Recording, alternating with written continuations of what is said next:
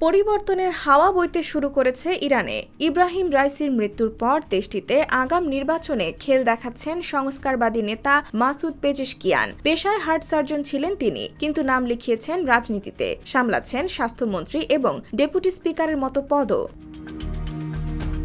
এবার ক্ষমতার শীর্ষে তার আরোহণ করার সম্ভাবনা দেখা দিয়েছে। নির্বাচন পূর্ব জরিপে উঠে এসেছে পেজেশকিয়ানের জয়ী হওয়ার সম্ভাবনা প্রবল। গত কয়েক দশকে ইরানে যিনি ক্ষমতায় এসেছেন তিনি তীব্র যুক্তরাষ্ট্র বিরোধী মনোভাব পোষণ করেছেন, তবে এবার সেই ছন্দে পতন ঘটতে পারে। পেজেশকিয়ান নির্বাচনে জয়ী হলে বদলে যেতে পারে ইরানের পররাষ্ট্রনীতি।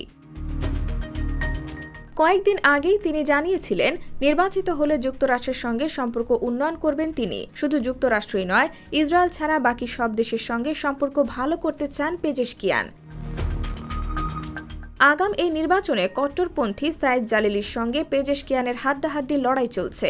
আনুষ্ঠানিক ঘোষণা না এলেও অনেকটাই এগিয়ে পেজেশকিয়ান। এখন পর্যন্ত 53,54,000 ভোট পেয়েছেন এই সংস্কারবাদী নেতা। তার কাছাকাছি আছেন জালিলি, তিনি এখন পর্যন্ত পেয়েছেন 48,75,269 ভোট। ইরানের স্বরাষ্ট্র মন্ত্রণালয় থেকে প্রকাশিত আনুষ্ঠানিক পরিসংখ্যানে এ তথ্য উঠে এসেছে।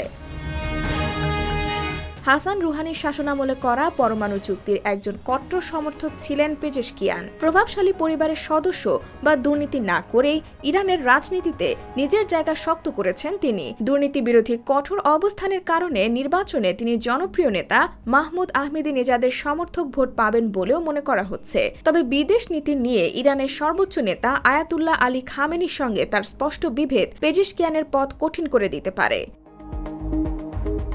IBTV USA, New York।